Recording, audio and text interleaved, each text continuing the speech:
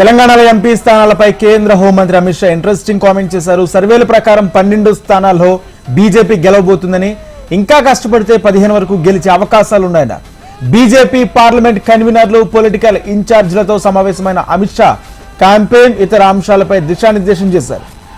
Polling booth స్థాయిలో కార్యక్రమాలు చేపట్టాలని సూచించారు. ప్రతి పార్లమెంటు పరిధిలో ఒక కాల్ సెంటర్ ఏర్పాటు చేయాలని తెలిపారు. కేంద్ర ప్రభుత్వ పథకాల లబ్ధిదారులకు ఫోన్లు చేసి వారి ఫీడ్బ్యాక్ తీసుకోవాలన్నారు. తన పార్లమెంట్ పరిధిలో కాన్ఫరెన్స్ ద్వారా 3 లక్షల మందితో మాట్లాడినట్లు తెలిపిన అమిత్ షా తెలంగాణలోనూ ఇదే విధంగా కాన్ఫరెన్స్ ద్వారా ప్రజలతో మాట్లాడాలని నేతలకు దిశానిర్దేశం చేశారు.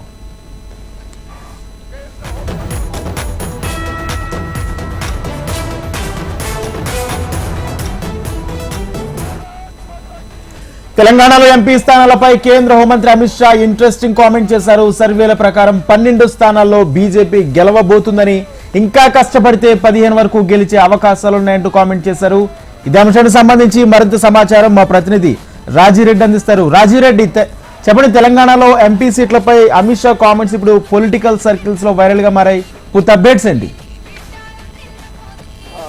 బీజేపీ పార్లమెంటు నియోజకవర్గ ఇన్ఛార్జీలతో, అదేవిధంగా పార్లమెంట్ అభ్యర్థులతో, ముఖ్య నేతలతో జరిగిన సమావేశంలో అమిత్ షా ఇంట్రెస్టింగ్ కామెంట్ చేశారని చెప్పుకోవచ్చు. తెలంగాణలో 12 స్థానాలు గెలిచే అవకాశాలు ఉన్నాయి, పార్లమెంట్ స్థానాలు. అయితే ఇంకా కొంత గట్టిగా కష్టపడితే 15 స్థానాలు కూడా గెలిచే అవకాశాలు ఉంటాయని కూడా చెప్పడం జరిగింది. మొత్తానికి చూసుకున్నట్టయితే ప్రతి పార్లమెంటు పరిధిలో 50 మందితో ఒక టీమ్ గా ఏర్పాటు చేసి వెంటనే కాల్స్ చేపించాలి, టెలికాన్ఫరెన్స్ చేపించాలి, అదేవిధంగా ఒక కాల్ సెంటర్ ను ఓపెన్ చేయాలి అని కూడా చెప్పారు. ముఖ్యంగా చూసుకున్నట్టయితే పోలింగ్ బూత్ స్థాయిలో కార్యక్రమాలు విస్తృతంగా చేయాలి. పోలింగ్ బూత్ లెవెల్లో కేంద్ర ప్రభుత్వ పథకాలు ఎలాంటి అమలు చేస్తున్నారు, కేంద్ర ప్రభుత్వ పథకాలు ప్రజల్లోకి తీసుకెళ్లే విధంగా ప్రయత్నం చేయాలని కూడా చెప్పారు. ముఖ్యంగా చూసుకున్నట్టయితే కేంద్ర ప్రభుత్వ పథకాలు అయితే ఏవైతే ఉంటాయో అవి లబ్ధిదారులు ఎవరైతే ఉంటారో వాళ్ళకి ఫోన్ నెంబర్లు తీసుకొని ఆ లబ్ధిదారులకు కాల్ చేసి మిగతా వాళ్ళకు కూడా కేంద్ర ప్రభుత్వం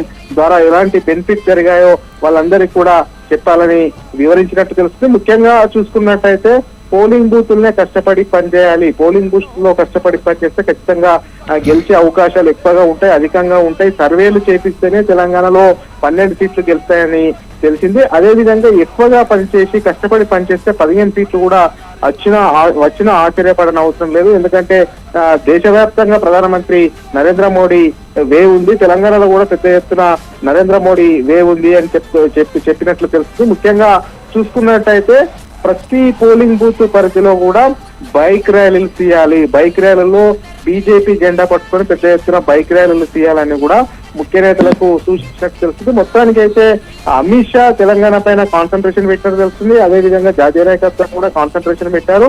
మొత్తానికి 12 సీట్లు అయితే సర్వేలో వస్తున్నాయనేది కూడా ఒక రకంగా నాయకులకు ఎంకరేజ్మెంట్ చేసే విధంగా కామెంట్ చేశారని చెప్పుకోవచ్చు. అంతేకాకుండా కొన్ని పోలింగ్ బూతులు ఉన్నాయా లేవా, అసలు పోలింగ్ బూతులను పూర్తి చేశారా లేవా, పూర్తిగా క్రాస్ చెక్ చేసుకోండి. ప్రతి పోలింగ్ బూత్ ను, లేకపోతే పోలింగ్ బూత్ ను కూడా అర్జెంట్ గా వెయ్యండి. మొత్తానికి అయితే గెలిచే అవకాశాలు ఉన్నాయి. తెలంగాణలో ఎక్కువగా సర్వేలో తెలిసింది కాబట్టి ప్రతి కార్యకర్త బూత్ లెవెల్లో కష్టపడాలని కూడా ఆ నేతలకు దిశానిర్దేశం చేసినట్టు తెలుస్తుంది. Rajendra. Right, thank you Raju Reddy.